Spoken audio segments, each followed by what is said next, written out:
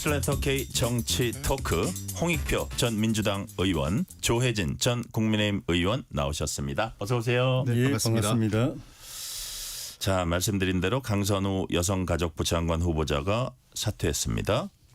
요거는 이제 우리가 좀 구체적으로 여러 가지 얘기할 테니까 짧게 우리 홍익표 의원님이 보시기엔 왜 사퇴했을까요? 뭐 아무래도 여론이 계속적으로 악화되고 있었고 특히 지금 이재명 정부 출범한 지 지금 한 달 좀 넘어가고 있는데 도리어 정부에 너무 부담을 주는 것 아니냐 이런 우려들이 안팎으로 있으면서 본인이 걸림돌이 돼서 안 되겠다 이렇게 판단한 것 같습니다. 네, 사실은 내일까지 한 이틀을 줬습니다. 다시 재송부 요청을 하면서 대통령실에서 누가 봐도 이거는 임명까지는 갈 거다. 과연 임명 이후에도 이 문제가 수그러들 수 있을까? 오히려 우리가 그런 얘기를 어제까지 했었거든요. 자, 근데 오늘 전격적으로 저도 막 이게 방송 준비하고 있는데 보니까 나와가지고 좀 놀랐는데, 자, 왜 사퇴했을까요, 조혜진 의원? 본인도 계속 이렇게 가면은 상처를 많이 입죠. 장관 한 번 하고 끝날 걸로 생각 안 했을 거 아닙니까? 정치는 계속 할 생각이었는데. 그리고 그것이 어쨌든 이 정부가 잘 돼야 본인에게도 미래가 있는 것인데 이 초장부터 흔히 하는 말로 초장부터 정권의 이 흠집이 너무 많이 간다. 여론에도 그게 반영이 돼가지고 강선우 장관 사퇴해야 된다는 게 60%로 나왔지 않습니까? 네.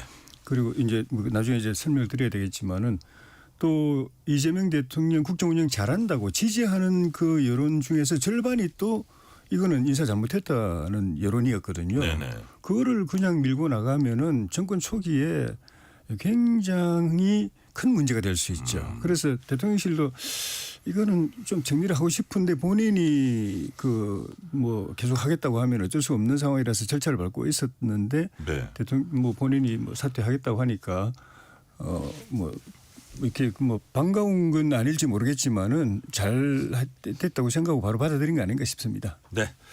자, 이에 대한 강유정 대통령실 대변인 목소리 들어보시겠습니다.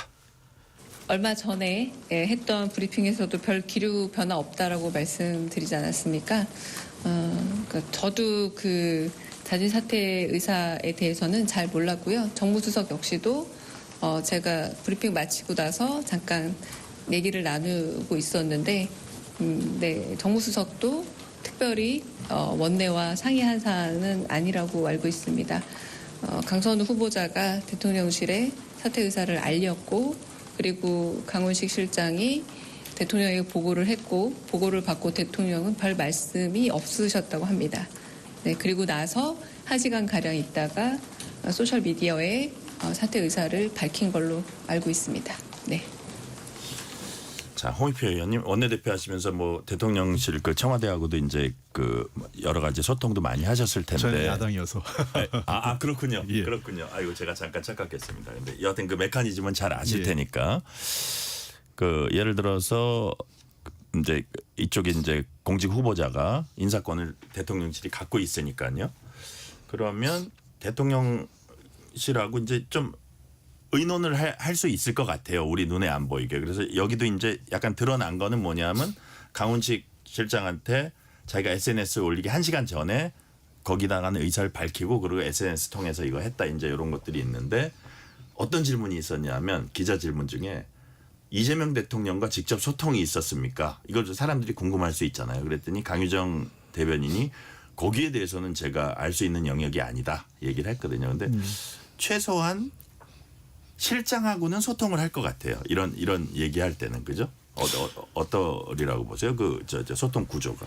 그거는 그때 좀 다릅니다. 그래요? 예, 네. 비서실장이 하는 경우도 있고. 근데 지금 강유정 대변인 얘기를 들어보면 실장하고 직접 한 것 같지는 않아요. 아, 그래요? 예, 보면 이제 대통령실에 사퇴 의사를 알렸다라고 하니 거니까 비서실장이라고 특정하지 않았거든요. 아, 그래요? 실장이라고 안 그랬나요? 예, 그러니까 강훈식 실장이 대통령한테 보고를 했고 대통령실에 사퇴 의사를 했다라는 걸 봐서는 네. 제가 보건대는 도리어 하여간 도리어 우원식이래요. 우상호 정무수석일 가능성이 높지 않냐 보이는데 모르겠습니다. 아니면 아예 인사수석실로도 했을 수도 있고 정확치는 않은데 어찌됐든 제가 보기에는 대통령실이라고 한 걸 봐서는 사람을 특정하진 않았어요. 근데 통상은 그렇군요. 대통령 비서실장 정무수석 뭐 이 두 사람 정도가 그 통상 이런 경우 그러니까 네. 인사와 관련돼서 거취를 밝힐 때 자기가 좀 더 편한 사람하고 통화를 하겠죠. 그렇겠죠. 예, 네. 예. 그렇게 해서 사퇴 의사를 얘기를 하고 그러면 이제 바로 대통령실에서는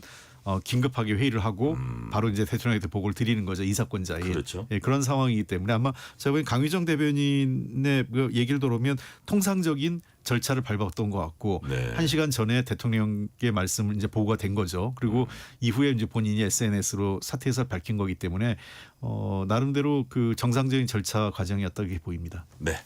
자, SNS에 올린 그 사퇴 변을 보면 워딩이 이렇습니다. 저로 인해 마음이 아프셨을 국민들에게 사죄 말씀 올린다. 저를 믿어주시고 기회를 주셨던 이재명 대통령님께도 한없이 죄송한 마음뿐이다. 민주당에게도 큰 부담을 지어드렸다. 부족하지만 잘해보고 싶었다. 큰 채찍 감사히 받아들여 성찰하며 살아가겠다. 죄송했다. 여기 이제 다 거의 내용이 포함되어 있는 것 같아요. 어떻게 보셨어요, 조혜진 의원님?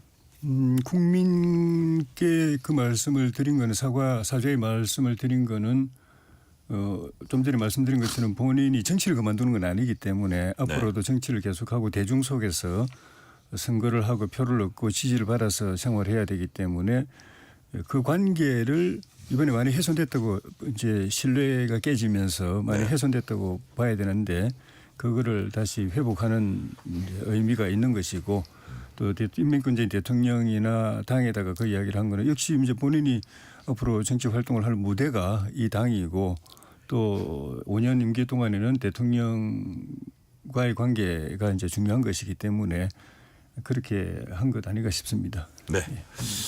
잠시 전 조혜진 전 의원님이 언급했던 강선우 후보자 사퇴 의견 관련 여론조사는 스트레이트 뉴스가 조원 CNI에 의뢰해서 지난 19일부터 21일까지 전국 성인 남녀 2,002명 대상으로 무선 자동 응답 전화로 조사한 결과입니다. 자세한 내용 중앙여론조사심의위 홈페이지 참조하시면 됩니다. 거기서 적합하다 32.2%, 부적합하다 60.2%가 나왔습니다. 10명 중에 6명이 부적합하다. 그런 것들 그 여론조사가 최근에 나온 건데 그런 것들도 이제 좀 여러 가지로 가만히 됐을 것 같은데 제가 아까 큰 틀에서 왜 사퇴했을까요? 한 말씀씩 해줬잖아요. 그래서 이제 우리 홍표 의원님은 이제 국정의 부담 초반에 이런 그거를 줘서는 안 된다. 두 분이 다 말씀을 하셨는데 왜 우리가 그럼에도 불구하고 여러 요인들이 있는데 왜 트리거가 되는 거 있잖아요. 결정적인 그거. 예를 들어서 그 정영애 전 장관 문재인 정부 시절 여가부 장관에 대한 예산 갑질 의혹 이게 좀 최근에 나왔고 그다음에 최근에 보니까 또 진보 정당들은 오늘 그랬지만 예를 들어서 그 민주노총, 참여연대, 경실련, 그다음에 진보 성향 여성단체 이런 데서 다 반대 입장을 냈거든요. 그런 것들 플러스 요 여론조사가 그제 어제 그 사이에 나온 거란 말이에요. 방금 말씀드린 이게 좀 더 트리거가 되지 않았을까 여러 요인이 있는 가운데 뭐라고 보세요, 홍익표 의원님은?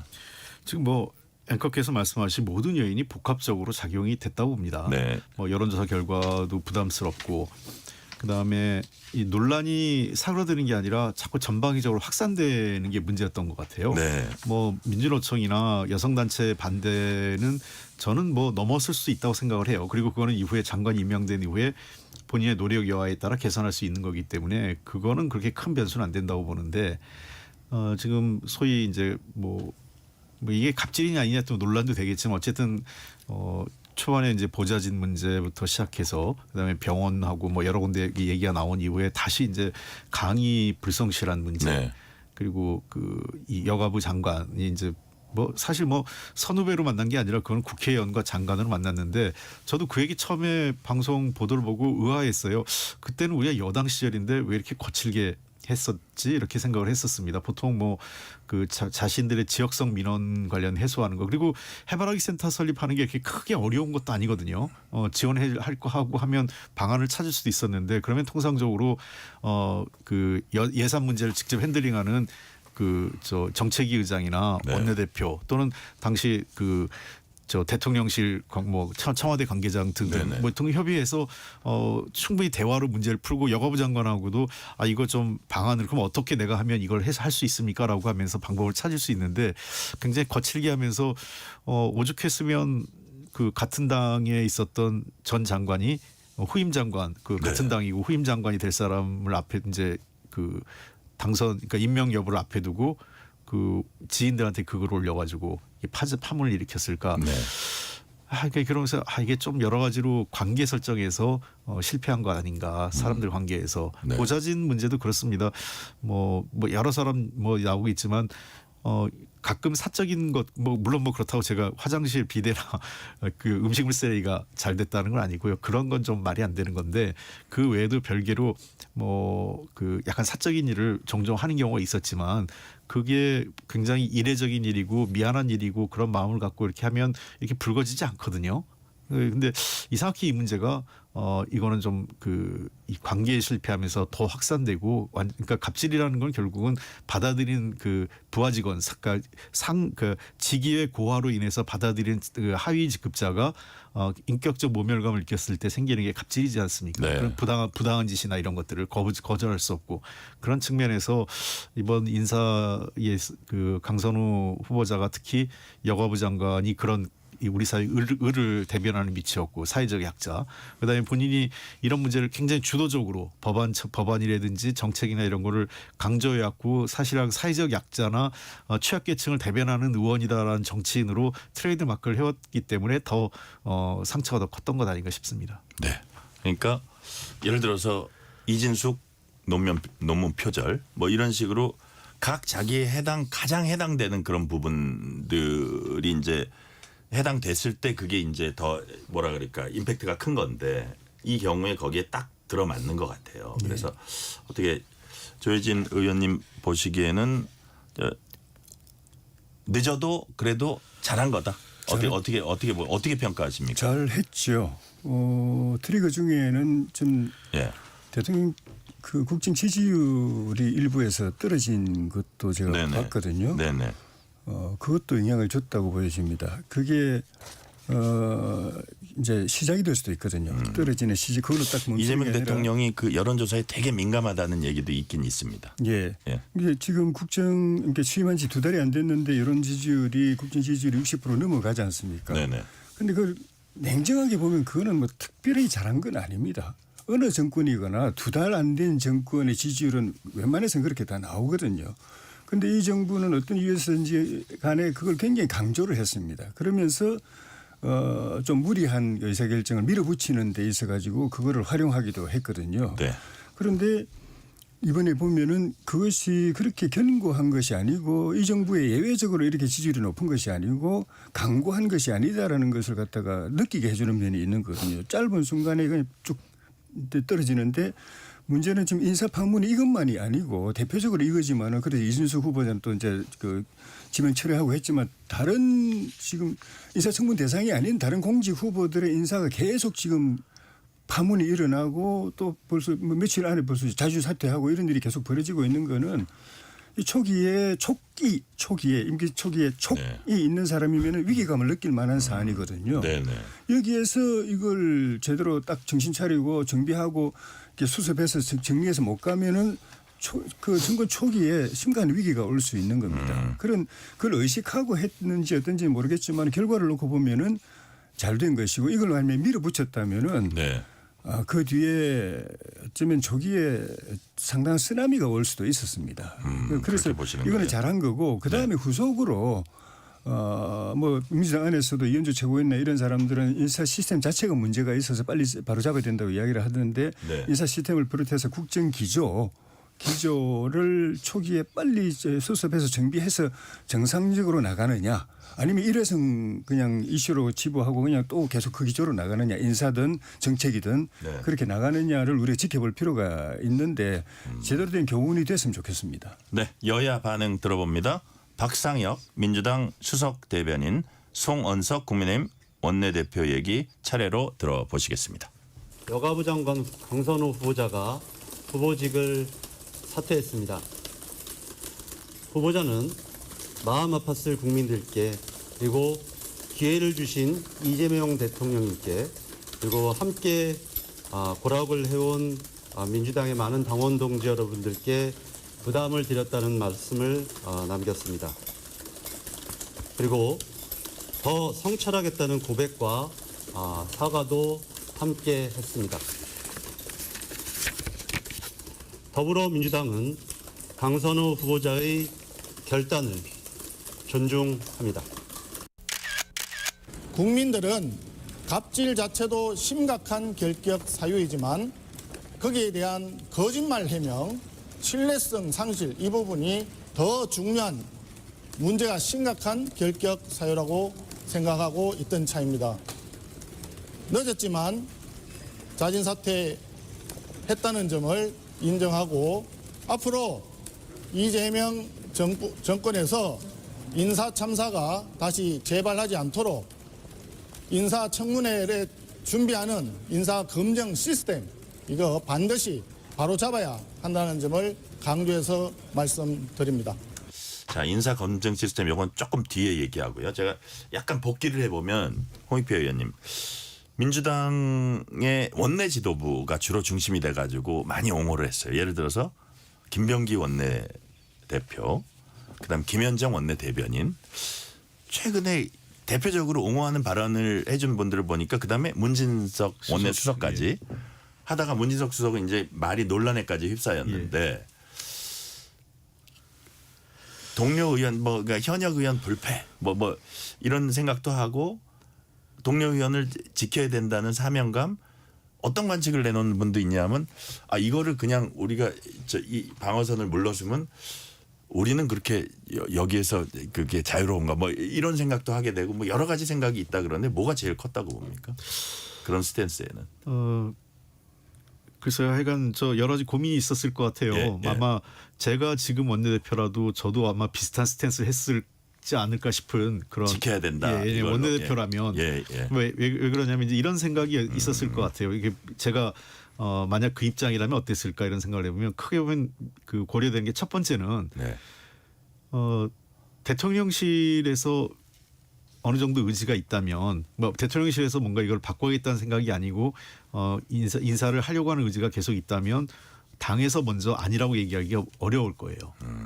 공개적으로. 네. 그러니까 내부적으로는 예를 들면 부정적인 의견이나 우려된 입장을 정무수석이나 비서실장한테 전달할 수 있겠지만 공개적으로는 그런 입장을 하기 참 어렵습니다. 그게 그래서 여당의 참 어려움이에요. 여당 지도부에. 제가 말 끼어들어 죄송한데 대통령이 강선우 후보자를 높이 평가하고 있을 땐 더더욱 그 얘기하기가 어렵겠죠. 예, 그렇죠. 그러니까 어쨌든 이 인사를 대통령의 의지가 예. 뜻이 철회하지 않을 것 같다는 것으로 비춰진다면 상의했지 않겠습니까? 네네. 최소한 이거는 뭐 우상호 정무수석이 일요일 날 얘기한 것은 고심 끝에 하겠다는 걸로 다 받아들였잖아요. 네네. 그렇다면 당의 원내 지도부가 아니 됩니다라고 얘기하기가 참 어려워요. 여당으로서는. 그게 이제 저는 그게 첫 번째라고 보고 예. 두 번째는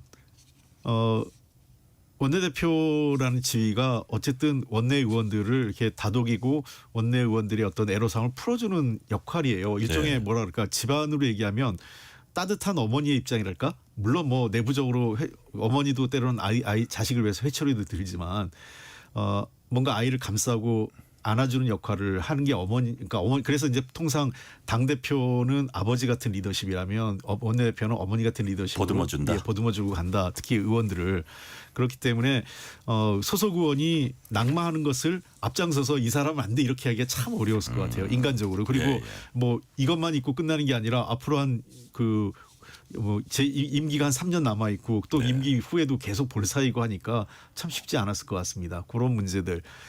그리고 아까 말씀하신 예를 들면 우리도 의원이 낙마가 첫 케이스가 되면 앞으로 의원들 허물어지는 거 아니야. 근데 그거는 별 큰 고려는 아닐 것 같아요. 네, 예. 사람들은 내가 낙마할 거라고 생각하는 그 당사자들은 아무도 없습니다. 그 자기가 낙마할 것 같으면 아예 안 받죠. 예.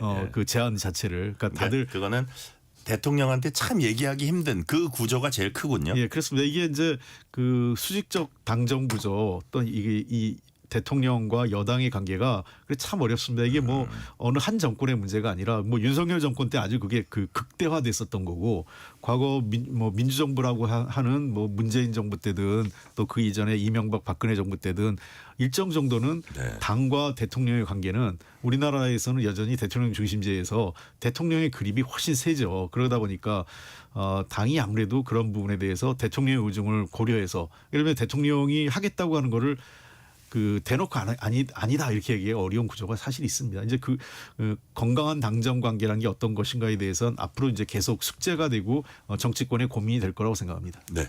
자, 조혜진 의원님 지금 홍 의원님이 뭐 예를 들어서 그 현역 불패 이 부분에 대한 파장 이거는 생각보다 이게 고려하는데도 크게 고려 안 됐을 거고 앞으로 파장도 사실은 뭐 그 자체가 그렇게 뭐 큰 의미를 가진다는 아니라는 취지로 이제 말씀하셨는데 개인 강선우, 정치인 강선우 행보에 어떤 영향을 좀 상당히 받을 수 있을까요?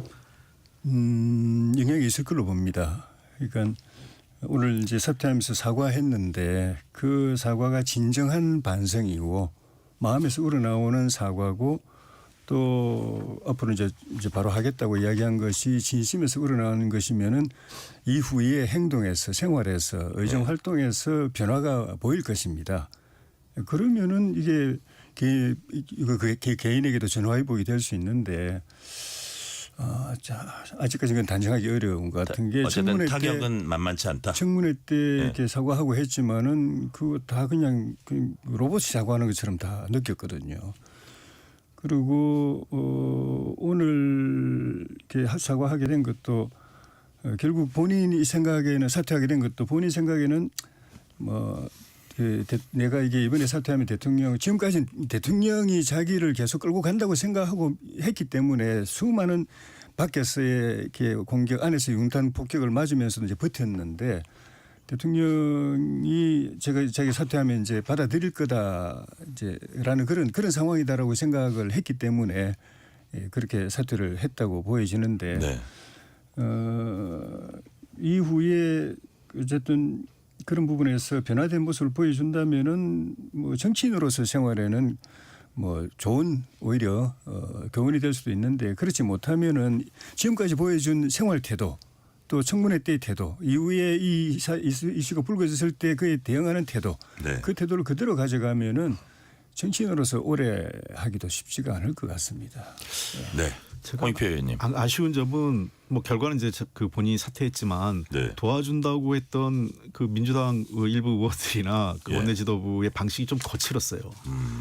그러니까 차라리 이 문제를 좀 분리해서 그러니까 보좌진들이 먼저 시작된 건 보좌진부터 시작됐잖아요. 예, 예. 그럼 보좌진들에 대한 어떤 권리 보장 또는 갑질에 대한 의원들의 갑질을 제도적으로 방지하겠다는 어떤 약속 같은 것을 하면서 보좌진들의 여론을 좀 달래려고 했어야 되는데 메신저 공격을 하면서 이를 더 키웠다고 좀 봐요. 예. 그러니까 2차 가해성 발언도 없지 않았어요. 일부 의원들이 예. 그걸 예. 하면서 제가 이제 여론을 들어봤더니 그 확 증폭된 그러니까 그러다 보니까 보좌진들의 여론이 그 회장단한테 한 거죠. 뭐 하냐 민보협이 아무것도 안 하고. 근데 그러니까 역대 회장단이 또 성명을 발표했어요. 그게 이제 그런 여론이 들끓으니까 지금 현 회장 혼자 하기 부담스럽다고 하니 역대 회장들이 같이 다 나서주게 되는 모양새가 된 거죠. 그러니까 저는 약간 일을 좀 그래서 좀 거칠게 일을 처리하면서 도리어 그때 최근에 보니까 최민희 의원이 그 사태 전에 좀 좋은 의견을 냈더라고요. 그러니까 이 직장 내 여의도 국회에서의 어떤 갑질을 좀 방지할 수 있는 네. 제도적 방안을 준비하겠다. 그래서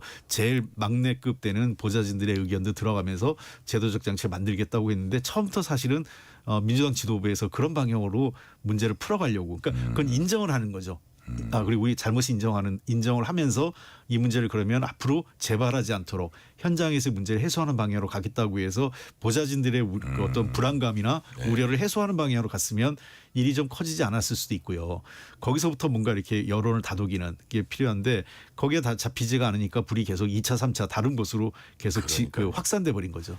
그러니까 이게 참 미묘한데 인정을 하기 싫은 거예요. 이 당 입장에서는 강선우가 잘못했다 이거 인정하기 싫다 보니까 좀 거칠게 나오기 쉬운 거고 그러다 보니까 자기네 식구들 보좌관이란 식구들을 더 자극하게 되는 거 이렇게 이제 됐다는 말씀이신데 인정하면서 그래 그런 면이 있지 우리가 전체적으로 고칠게. 근데 저 지금 집권 초기인데 낙마시키는 거 이거는 좀 너희가 이건 좀 심하지 않니? 너희가 이해해줘라. 이런 식으로 했으면 한 번은 시도해 볼 만했다. 뭐 이런 말씀이시잖아요. 그렇게 뭐 예. 아니 저는 앞으로 그렇게 해야 된다고 보고요. 예. 강선우 그 의원의 그 결과 관계없이 제가 뭐 지금 와서 얘기하는 건데 실제로 그 제가 원내대표하면서 민보협 그 회장단하고 각 의견도 들어보고 한 적이 예, 예. 있어요. 그러다 보면 하여간 좀 그 심한 방들이 있었습니다. 21대 국회에서. 예, 예. 그래가지고 제가 오죽하면 22대 초선 당선자들 교육 시간이 제가 원내대표 할 때 교육 시간이 있어 그때 뭐라고 했냐면 여러 가지 얘기를 하면서 그중에 하나가 보좌진들한테 갑질하지 말라 그랬어요. 예, 예. 여기 있는 사람들한테 잘해야 평판이 여기서부터 나온다는 얘기를 했었거든요. 그렇죠, 그렇죠. 실제로 몇몇 방이 그런 게 있어요. 제가 그렇기 때문에 그런 얘기까지 했었고 아마 지금 가슴 뜨끔한 의원들 저번 있을 겁니다. 얼마 여의도에. 전에 어젠가 글 올린 의원도 있어요. 예. 가슴 뜨끔한 의원들이 많이 있어요. 그러니까 예. 뭐 제건 여야를 가리지 않고 다 있을 텐데 예, 예.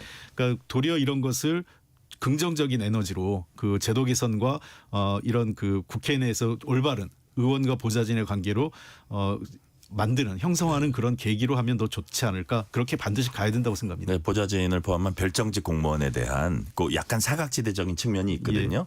이런 부분을 좀 이렇게 가다듬는 계기가 됐으면 좋겠다는 생각이 듭니다. 그런 여지가 있다고 보시는 거죠, 조혜진 의원님? 사실 그 이게 의원회관 구조라는 것이 예. 문진석 그 원내 수석이 강선우 장관을 이렇게 옹호하느라고 이야기한 것 중에서 뭐 대부분 다 사실은 뭐 말이 안 되는 거지만은 네. 딱 인정할 만한 게 그 의원회관이라는 이 그 조직, 네. 이 사무실 또는 인사 구조는 독특한 거다라고 하는 거는 그건 맞아요. 왜냐하면 의원회관에는 보좌진이 8명 있는데 네. 다른 공공기관이나 사기업이나 이런 뭐 방송국이나 이런 일반 직장하고 다른 점이 거기는 승진이라는 게 기본적으로 없습니다. 예. 이 다른 기관들은 시간이 지나면은 차장에서 부장되고 부장에서 국장되고 뭐 예. 5급에서 4급되고 이렇게 올라가잖아요. 근데 거기는 그게 없어요. 앞 사람이 빠지면은 그 자리에 올라갈 기회가 있는 기성안에서 것이지. 보좌관 되는 거예요. 그러니까 예. 9급으로 들어가도 만약에 거기에 10년 근무하는 동안에 앞에 있는 그 8급, 7급부터 4급까지가 아무도 딴 데로 안 옮기고 그 자리에 계속 근속한다 하면 이 사람은 10년이 지나도 그냥 9급인 거예요. 그리고 월급도 똑같아요. 다른 데는 월급이 시간이 지나면 올라가잖아요. 예, 예. 그런데 국회는 똑같아요. 그리고 그러니까 국회의장도 국회의원으로서 월급은 뭐 6선이나 초선이나 예. 급여는 똑같아요. 이런 조직이 어디 있습니까? 특별한 기관이에요. 그런 점 때문에 오늘 수 있는 그런 다른 직장 생활하는 사람들이 이해 못하는 부분이 있는데 네. 갑질 이거는 그런 거하고 관계없습니다. 그 사람의 성품, 인성. 권력을 뭘로 생각하느냐, 예, 예. 국회의원이라는 직위를 뭘로 생각하느냐, 그리고 평소에 사람을 어떻게 대하느냐. 보느냐 그런 것이 그리고 또 이제 갑자기 훈련 없이 준비 없이 이런 헌법기관 300명 대한민국 300명밖에 안 되는 자리에 또 갔을 때 원래 뭐 이렇게 제대로 교육받은 사람이면 쉽게 그러지 않은데 쉽게 스포일 될 수가 있는 구조. 네. 그래서 우리 홍 대표님도 초선들한테 그런 교육도 하신 거예요. 이야기를 하신 것이 까딱 잘못하면은 사람 이상하게 돼버리고 평소에 그런 나쁜 성품들이 다 나타나게 되고 그것이 보좌진들한테 특히 요즘 MZ 세대 보좌진들은 그런 부분에서 굉장한 상처를 받거든요. 그런데 모르고 나중에 그 문제될 수 있다는 것도 모르고 그냥 가는 의원들이 상당수 있습니다. 그런 점에서 이제 다들 이제 한번 좀 자성하는 계기도 네. 될 수가 있겠다는 생각이 들죠. 자, 자성하는 계획이 제도적으로 보완할 부분이 있으면 보완하는 계기가 됐으면 좋겠습니다. 실시간 교통 상황 알아보겠습니다. 라디오 교통정보센터 김민혜 리포터 나와주세요. 네, 이 시각 교통 정보입니다. 수요일 퇴근 시간대가 다가오면서 도로 이동량 늘고 있습니다. 우선 서울시내 간선도로는 동부간선도로 성수분기점 쪽인데요. 노원교에서 도봉터널 입구 부근 2차로에서 추돌 사고 났고요. 분당 수서도로 청담대교 쪽은 탄천 1교에서 청담대교 남단 부근 3차로에는 고장난 차가 있어서 주의하셔야겠습니다. 또 강남 순환도로 성산 쪽 봉천터널 내 4차로에서도 추돌 사고 났고요. 서부간선 지하도로 일찍 쪽 금천나들목 부근 2차로에서도 추돌 사고 났습니다. 고속도로는 서울 양양고속도로 서울 쪽으로 남양주 요금소 부근 3차로와 갓길에 걸쳐서 고장난 화물차를 처리하고 있고요. 또 서해안고속도로 서울 쪽도 일직분기점 부근 2차로와 갓길에 걸쳐서 고장난 차를 처리하고 있어서 주의하셔야겠습니다. 지금까지 KBS 교통정보센터였습니다. 퇴근길 당신과 함께 읽는 세상 이야기 KBS 1라디오 뉴스레터 K 문자 샵 9730 짧은 문자 50원 긴 문자 100원 어플리케이션 콩은 무료 유튜브 KBS 1라디오 계정 채팅창도 열려 있습니다.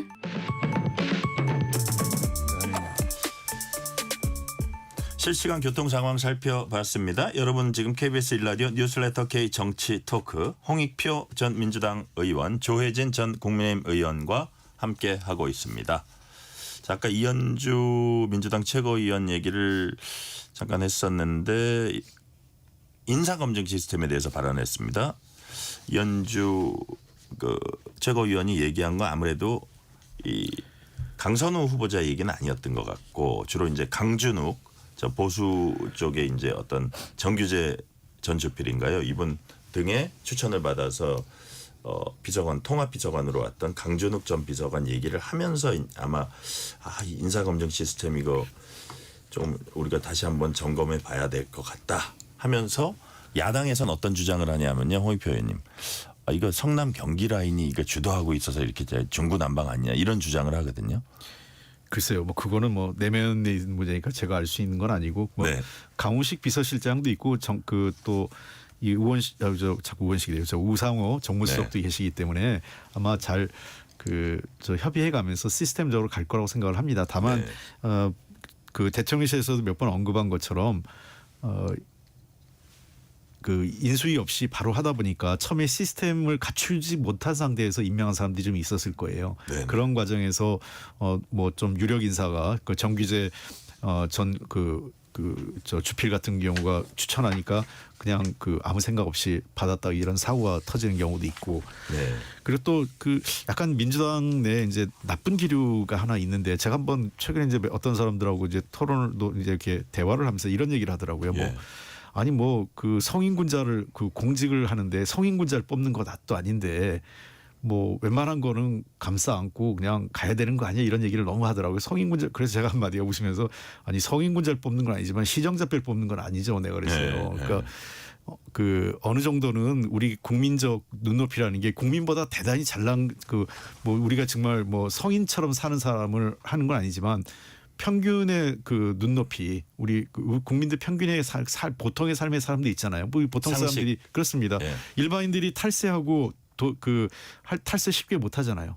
그리고 우리 보통 사람들이 부동산 투기할 수 있는 것도 아니잖아요. 네. 그리고 논문을 제자들 보고 대신 제자나 다른 사람들 논문을 대신 쓰게 하고 그 사람 걸 가져오게 할 수 있는 지위에 있는 사람들이 보통 사람은 아니거든요. 네. 그러니까 우리 사회의 엘리트, 그러니까 저는 이번 꼭 뭐 이재명 정부만 아니라 앞으로도 우리가 좀 고민해야 될 게 우리 사회 엘리트들의 민낯들이 지금 드러나는 것 같아요. 그러니까 성공한 사람들이라는 게 밑에 있는 사람 괴롭혀서 그리고 밑에 있는 사람 뭐 다는 아니지만 일부에서 아주 나쁜 경우인데 다른 사람들의 성과를 자신의 것으로 하고 그렇게 해서 성공의 에스컬레이터를 타고 올라온 사람들이 일부 있었고 그런 사람들이 청문회에서 걸러지는 거라고 생각을 합니다. 그런 의미에서 도덕 검증은 중요하다. 그렇습니다. 도덕 검증 중요하죠. 제가 전에 한번 얘기했지만 뭐 미국식 인사청문회 제도 얘기하는 분들 많은데 정말 제대로 공부하면요. 뭐 심하게 표현해서 대한민국의 지금 장관 후보자로 올라왔던 역대 모든 지난 20년 넘게 했던 90%가 미국식 제도에서는 아예 올라오질 못합니다. 미국에서는 탈세 한 번만 있거나 법 위반 한 번 있으면 아예 못 올라옵니다. 예를 들면 이진숙 후보자 같은 경우는 초등부 교육법 위반만으로도 후보자가 안 되는 거예요. 그러니까 그 경우에는 아예 얘기를 합니다. 이거 법 위반이 있는데 안 된다라고 해서 다 아웃돼요. 그리고 심지어 FBI가 평판 조회까지 합니다. 고등학교 때까지 가서 고등학교 때 우리나라 같은 경우 무슨 학폭 같은 게 있었는지. 그리고 뭐 예를 들면 약물 같은 거 미국 애들은 우리나라도 최근에 문제지만 미국 같은 경우는 예. 고등학교 때부터 약물 많이 하잖아요. 그러다 보니까 이 사람이 마리화나나 무슨 뭐 이런 약물을 해가지고 문제가 있었는지를 FBI가 평판 조회까지 해요. 그리고 직장 내에서 어떤 일이 있었는지 우리라면 이제 갑질 같은 게 있었는지 다 걸러지는 거죠. 그런 것들을 다 보고 해서 그 문제 그래도 그 할 만한 사람이라고 하면 통과가 되는데 안 되면은 그 거기서 아예 걸러지는 거예요. 그리고 미국의 인사청문 제도 같은 경우는 무려 한 3개월 걸립니다. 그러니까 우리처럼 그 해명이 안 되면 그냥 넘어가는 게 아니라 해명이 될 때까지 청문회가 오래 장기화 되는 겁니다. 아, 그래요? 해명이 되지 않으면 임명이 안 되는 거예요. 그러니까 뭐 우리처럼 자료 제출 안 하고 적당히 넘어가고 이런 청문회 제도가 아니에요. 그러니까 자료 제출이 안 되면 될 때까지 계속 그것은 청문회가 다 끝나지 않는 겁니다. 네. 자, 근데 지금 도덕 검증 얘기하셨고 국민 상식 눈에서 봐도 물론 업무 능력 매우 중요하지만 도덕적으로 안 되면은 어쨌든 그거는 문제가 있다고 다 많이 생각을 하는데 최동석 인사혁신처장 예. 이분이 도덕 검증 왜 하냐? 그러면서 문재인 정부의 7대 검증 기준 있잖아요. 그거 제가 만들었는데. 그러니까 그거를 거기에 대해서 강력히 비난을 하면서 문재인 전 대통령에 대해서도 좀 듣기 민망할 정도의 용어를 써가면서 이제 비난을 하는데 뭐 그걸 떠나서 박원순 전 시장 어떤 그런 부분에 있어서의 기획된 것 같다. 이건 법원과 국가인권위원회가 다 결론 내린 겁니다. 기획된 것 같다. 2차 가해성. 약간 꽃뱀이라는 말도 한 것 같고요. 하여튼 잘 이해가 안 되는데 인사혁신처장이 그런 생각을 갖고 있는 분이 오는 게 맞습니까? 조희진 의원님? 인사혁신처장이 그런 생각을 가진 사람이 되는 게 말이 안 되고 그런 생각을 가진 사람을 인사혁신처장에 앉히는 이재명 대통령의 인사가 말이 안 되는 거예요. 약간 그분의 과거의 얘기를 듣고 놀란 사람 많을 것 같아요. 지금 서두에 제가 말씀드렸지만은 뭐 민주당 안에서는 인수위 기간이 없었기 때문에 좀 이해해야 될 부분이 있다고 이야기하는데 뭐 그렇다 치더라도 근데 뭐 저 100% 그것도 동의하는 건 아니지만은 왜냐하면은 대통령 취임하자마자 거의 뭐 속전속결로 인사 쫙 발표했거든요. 그리고 들어보니까 인사는 그 전에 미리 다 이미 되는 선거였기 때문에 다 준비 다 비밀팀 만들어 팀이라는 게 자기 이제 측근들이지만은 성남 김기란의 측근들 중심이지만은 다 했다는 겁니다. 준비했기 때문에 바로바로 그렇게 이제 발표를 내정을 해놨기 때문에 바로바로 발표를 할 수 있었다는 거거든요. 예.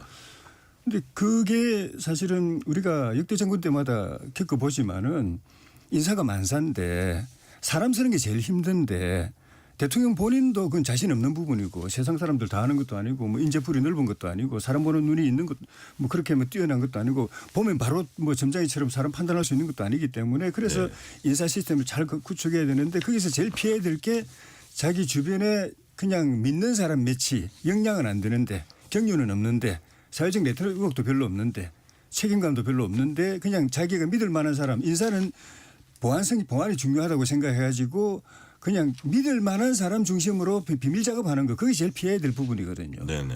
YSD 같은 경우는 일부러 그냥 언론에 흘려도 보고 사람들 세상 사람들이 이 사람 어떻게 평가하는지 우리가 모르는 부분을 딴 누가 알고서 우리한테 이야기해 주기를 바라고 해서 흘리기도 했어요. 예. 그만큼 인사를 공론화시켰는데 이재명 대통령은 인사뿐만 아니라 다른 부분도 그렇지만은 철저히 비밀주의고 측근 중심이고 그럼 벌써부터 이 문고리 현상이 지금 나타나고 있다고 보여지거든요. 이렇게 만약에 인수위가 없었기 때문에 그때는 할 수 없이 부득이하게 전혀 제가 볼 땐 자격이 안 되는 사람들이었지만 할 수 없이 그 사람들하고 인사를 협의를 했다 한다면 이제 정식으로 취임했고 많은 인재들을 갖다가 배치를 했으면 그 시스템으로 돌아가야 되는데 지금 그거 그대로 가거든요. 네. 부속실장, 뭐 인사비서관, 총무비서관 비서관이지만 사실은 나라를 주무르는 그 사람들을 그냥 자기 개인 비서들 출신들 다 앉혔어요. 제가 볼 때는 그런 이 나라를 이 큰 대한민국을 경륜할 만한 사람들이 아닌데 믿을 만한 사람이라는 이유로 그렇게 앉혔는데 이런 일이 그래서 계속 터질 수가 있습니다. 네. 그래서 이현주 의원이 말한 것처럼 인사 시스템 바로 잡아야 되는데 국정운영 시스템부터 바로 처음부터 티를 바로 잡아야 되지만 특히 인사 부분은 이렇게 자기 가까운 사람들하고 협의해가지고 결정하는 시스템을 빨리 안 고치면은 그 사람들은 그 사람들의 역할에 그 그릇이 크게 맞는 일에 빨리 배치해주고 네. 그 민주당 역집권도 여러 번 했지 않습니까? 인재도 많지 않습니까? 그런 중심으로 해서 정상적인 체제로 끌고 가야지. 근데 저 너무 과하게 얘기하시는데요. 근데 그러니까 예. 하나 좀 궁금한 건 인사검증 시스템 얘기했는데 이 최동석 인사혁신처장이나 사퇴한 강준욱 비서관이나 아주 기본적으로 걸릴 수 있는 그런 워딩들 아닙니까? 그게 좀 궁금하더라고요. 전 잘 몰랐어요. 그냥 잘 이분이 어떤 분인지 예, 몰라가지고 예, 그 처음에 커리어만 보니까 무슨 대기업의 이 부사장도 하셨더라고요. 예, 예, 예. 그리고 독일에서 뭐 이런 그 행정학이나 이쪽으로 그 공부도 하시고 해가지고 문제가 없는 분이라고 생각을 했는데 최근에 이제 막 이제 언론에 쏟아져 나오니까 유튜브를 많이 하셨더라고요. 예, 예. 그러니까 이게 참 유튜브 정치가 이게 문제인데 뭐 좋은 점도 있어요. 그러니까 과거 이제 일방형이 아니라 쌍방형이지 않습니까? 유튜브는요. 예, 예. 그래서 그 레거시 미디어하고 다르게 이제 모든 그 참여하는 일반 국민들도 시민들도 하나의 언론인으로서 기능할 수 있는 장점은 분명히 있고 좋은 점은 있는데 근데 이제 지나치게 이게 그 확증 편향적으로 하면서 자기 편들끼리의 언어, 자기 편들끼리 어떤 그 로직에 논리에 네네. 빠져서 극단화되는 경향이 있는데 그러니까 굉장히 극단적인 발언들 많이 하셨더라고요. 저도 그래서 깜짝 놀랐습니다. 얼굴은 굉장히 점잖게 생기셨는데 그 매우 극단적인 발언들 하시고 아까 얘기했던 7대 검증 그거 필요도 없다 이렇게 얘기하는데 그 7대 검증이 대단한 것도 아니잖아요. 그 성범죄한 사람 안 된다는 거하고 저 음주운전 하면 어떻게 한다는 네. 거하고 그다음에 부동산 투기하면 안 되고 논문 표절에 대한 논란이 있어서 윤리규범이 만들어진 2007년 이전까지는 좀 양해를 하더라도 2007년 이후는 엄격하게 하자. 예. 이거 정리한 거거든요. 예, 예. 그러니까 그동안 인사청문회만 했던 논란들 7가지에 대해서 그 조금 기준을 정확하게 한 거예요. 그리고 그 부동산 그 주민등록법 위반 있지 않습니까? 네네. 주민등록법 위반에는 2가지를 나눴어요. 부동산 투기일 경우에는 안 되고 부동산 투기가 아닌 경우에는 예외로 하는데 그 경우에도 예를 들면 강남 3구로 그 좋은 8학군을 겨냥해서 가는 경우 좀 문제를 네. 좀 심각하게 보는 등등 이런 정도 정리한 건데 만약 이제 그런 게 다 무의미하고 필요 없다. 그러면 나중에 우리 공직자들 윤리를 어떻게 할 건지 이런 문제도 있어요. 그래서 저는 아까 근데 조혜진 의원님 말씀하신 것처럼 너무 네. 지나치게 이게 뭐 그 비서관들이 어차피 그 대통령과 생사고락을 같이 했던 분들을 쓰는 거고 그분들이 이제는 좀 더 큰 마인드로 공적 마인드를 갖고 국가 운영을 시스템적으로 할 필요는 있다. 그 부분은 지적은 저는 타당한다고 보고요. 아마 네. 조금 시간이 되면 잘 자리 잡힐 것으로 생각됩니다. 자, 국민의힘으로 가봅니다. 8월 22일 전당대회 열린데 생각보다 많은 의원들이 막 출마하고 있고 오늘만 해도 장동혁, 주진우. 자, 근데 이게 대충 구도를 보니까 찬탄 대 반탄으로 또 가가지고 지난 대선 후보 경선 비슷하게 가면 그러고 싸우다가 또 앞으로 못 나가는 거 아니에요? 그런 우려를 많이 하는데 어떻게 보십니까? 대선 후보 경선은 흥행이 됐지 않습니까? 많이 출마했고 예, 예. 좁혀가면서 완전 바닥에 있던 당이 상당 부수 올라왔고 그리고 이제 41% 득표까지 하는 데는 예. 그 대선 후보 경선 레이스가 순기능을 했다고 보여지거든요. 근데 지금은 이제 또 대통령이 없으니까 네네. 대통령이 있으면 또 눈치 보고 대통령실에서 또 뭐 교통경량 이래 가지고 출마자가 적을 수 있는데 네. 완전히 권력이 공백 상태고 그 중에서도 또 그 주요 주자라고 할 수 있는 김문수, 한동훈 이 두 분이 출마 의사를 표명하지 않은 상태였기 때문에 그냥 막 우후죽순으로 이제 주사표를 던졌는데 지금 이제 김문수 후보가 나오고 한동훈 후보도 고민하고 있는 것 같고 예, 예. 한 후보까지 주로 나와야 된다는 게 제 일관된 주장인데 나오면은 좀 합종 연행이 될까요? 다 그냥 가요. 막 6-7명이. 우리 뭐 어느 당이나 합종 연행이 실제 그 저기 저 판세에 영향 주는 경우는 별로 지금 별로 없나요? 없고 우리 당은 또 그런 것도 익숙지 않고요. 네네.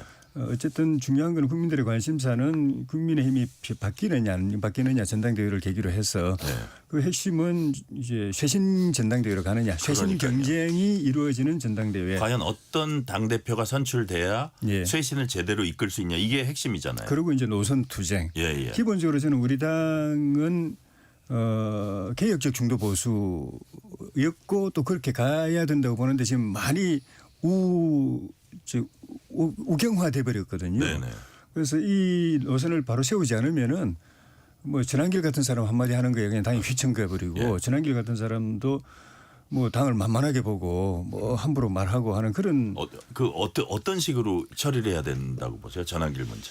어쨌든 우파니까 네. 그 여기서 배제할 필요는 없는 거죠. 그 민주당 찍을 사람은 아니잖아요. 우리는 표 한 표라도 아쉽기 때문에 외연을 더 확장해야 되는 배제할 상황이기 필요는 때문에 없는데 당의 그렇지만 이미지를 계속 저하시키면 이 사람의 주장 중에 옳은 것 일부 옳은 것 있고 예. 또 다수가 사실은 뭐 이해 안 되고 말이 안 되고 국민이 이렇게 납득할 수 없는 주장을 하고 있기 때문에 그런 건 이제 배제를 해야죠. 네. 그리고 그런 그 사람을 우리 당의 곁가지로서 계속 끌고 가는 건 할 수 있지만 당의 중심에 놓는다든지 그 사람이 생각하는 방향을 갖다 우리 당의 이 저 주류로 삼는다든지 기조로 삼는다든지 이러면 안 되는 거죠. 당의 미래는 없다. 예. 그러니까 당의 중심을 확실하게 개혁적 중도 보수로 삼고 네. 거기서 약간 더 왼쪽도 있을 수 있고 더 오른쪽도 있을 수 있는데 그거는 중심이 튼튼하면 그냥 끌고 갈 수 있는데 중심이 지금 공백 상태거든요. 네. 지도부도 그러니까 지도력도 없고. 전한길 씨 같은 사람 말에 조금 더 취약한 거 아닌가요? 지금? 그래서 그런 거예요. 그러니까 그 사람의 주장이 그 지나친 부분도 있지만 당의 중심이 딱 서 있고 네. 그 중심을 가지고 좌우를 이렇게 아울러서 정리해가면서 역할 분담 적절히 해주고 끌고 가면은 표 관리도 되고 되는데 당이 지금 중심이 없는 상태고 지도부도 제대로 제 리더십을 발휘를 못하고 하고 있기 때문에 저런 사람 한마디에 그냥 행동 하나에 그냥 출렁출렁하고 네. 저게 국민의힘인가 국민의힘의 그 노선이 적은가 이렇게 오해를 불러일으키거든요. 그래서 이번 전당대회를 계기로 해서 확실하게 그 혁신 경쟁을 통해서 노선 투쟁을 해야 된다 봅니다. 우리 당내 노선 네. 투쟁을 해서 결과는 개혁적 중도 보수 노선을 중심으로 확실하게 잡고 지도부도 그걸로 구성하고 그러면서 더 혁신을 계속해가고 거기서 또 멀어져 있는 거는 또 그대로 또 그 끌고 갈 수 있는 구조적인 틀을 마련하고 네. 그렇게 가면은 희망이 있다고 봅니다. 자, 홍익표 의원님 희망이 좀 보입니까? 국민의힘에? 글쎄요, 이게 뭐 남의 당 얘기 제가 좀 함부로하기가 좀 그런데 그 역시 그 역사는 네. 왜 시간이 필요한지를 보여주는 것 같아요. 국민의힘이 제가 보건대는 내년 지방선거는 물론이고 앞으로 3년 후에는 국회의원 선거까지 져야만 개혁이 될 것 같다 싶습니다. 그 전에도 그랬거든요. 쉽게 말해 한마디로 얘기해서 뭐 저러고 있지만 아직 정신 못 차리고 있다. 예, 그러니까 왜냐하면 아직 국회의원 선거 멀고 그리고 대다수 지금 국민의힘의 국회의원들은 영남권이 있으니까 자기 당선은 문제가 없다 이렇게 생각을 하고 있는 거거든요. 그러고 자 이제 지방선거 때 구의원들, 군의원들 누구 공천하지 뭐 이 생각하고 있는 건가요? 이런 거예요. 제가 보기엔 국민의힘이 잘 나갈 때 좋을 때 국민의힘과 우리 당의 차이는요. 영남권이 호남권보다 의석이 많거든요. 우리 당은 수도권에서 65%를 얻어야 1당이 될 수 있고요. 네. 국민의힘은 45% 정도를 얻어야 1당이 됩니다. 근데 그래서 지난 19대 국회에는 국민의힘이 1당이 됐어요. 예. 수도권에 좋은 의원들이 계셨어요. 근데 20대, 21대, 22대 연달아 3연패 하는데 수도권이 그다음에 65% 우리 그 민주당이 그다음에 70%가 넘었고요. 네. 그다음 지금은 80% 넘습니다. 그러니까 국민의힘이 그 옛날에는 40몇 %씩 얻었는데 수도권에서 우리보다 지더라도 그러면 이제 1당이 됐는데 20대부터 그 1당이 안 될 때부터 이미 65대 35 그리고 그다음엔 7대 3 이번엔 8대 2 계속 수도권에서 물러나요. 그러니까 네네. 좋은 의원들은 수도권에서 중도 개혁적이거나 좋은 의원들은 더 못 들어오고 그러다 보니까 계속 영남권이 주류로 되면서 보수화된 아주 극단적인 분들만 좀 남아서 점점 당이 저렇게 극단화되는 게 그런 측면에서 저는 뭐 옛날 그 이준석 대표가 올랐던 것처럼 다 지고 나서 완전히 허물어지고 나서 중심이 허물어지고 나서 새롭게 집을 짓는 수밖에 없구나 이런 생각도 듭니다. 재건축할 수밖에 없다. 4927님이 인사가 만사입니다. 여론 무시한 인사는 지양돼야 합니다. 털어서 먼지 안 날 사람 없지만 심사숙고가 필요해 봅니다. 시간 한 1분 남았는데요. 제가 질문 하나 드릴게요. 민주당 정치검찰 조작 기소 대응 TF가 이재명 대통령 쌍방울 대구 송금 사건 재판 두고 조작 기소가 사실이라면 검찰은 공소를 취소해야 한다. 조작 기소가 사실인 거는 법원이 판단하는 거죠. 근데 어떤 이런 흐름이 있고 또 이제 뭐 박찬대 전 원내대표가 뭐 김계환 전 사령관까지 구속영장 기각되니까 자, 판사 처벌법 꼭 관철시켜야 한다. 와, 이게 사법부에 과도하게 영향을 미치는 게 아니냐 이런 비판이 있을 수 있을 것 같아요. 저는 민주당이 조사해서 정확한 조사가 나오면 공소시효로 끝날 게 아니죠. 그 검사들 고발해야죠. 그러니까 그런 측면에서 조작 기소라는 게 기준이 뭡니까? 조작 기소라는 게 이제 없는 사건을 그러니까 본인들이 이게 사건이 있음에도 아닌 걸 알면서도 증거를 조작해서 기소한 경우가 조작 기소 아니겠어요? 네. 아니면 허위 진술을 강요했거나 그럼 만약 그렇다면 공소시효 정도가 아니라 해당 검사를 범죄자를 기소해야 되는 겁니다. 추가 네. 조사에서. 그럼 저는 그런 측면에서 이 문제는 사실 증거 아까 그랬잖아요. 면이라며 가정법이 붙었기 때문에 민주당도 그 조사를 통해서 그거를 국민들이 인정할 수 있을 만큼 명명백백하게 네. 증거를 찾아야 되죠. 시간은 거의 없는데 한 1, 20초만 말씀해 주세요. 이거는 이미 1심은 법원이 판결 내린 겁니다. 네네. 그러니까 그 공소 취소가 아니라 막 뒤집으려면은 재심을 해야 됩니다. 네네. 그런데 저는 적어도 전에 법원 검찰에서 고위 간부 했다는 분들이 나와가지고 네. 법을 무너뜨리는 일을 하는 걸 보면서 진짜 이 법치가 큰일 났다는 생각이 듭니다. 네, 오늘 말씀 여기까지 듣겠습니다. 지금까지 홍익표 전 의원, 조혜진 전 의원이었습니다. 뉴스레터 K 1부 마치고 2부가 이어집니다.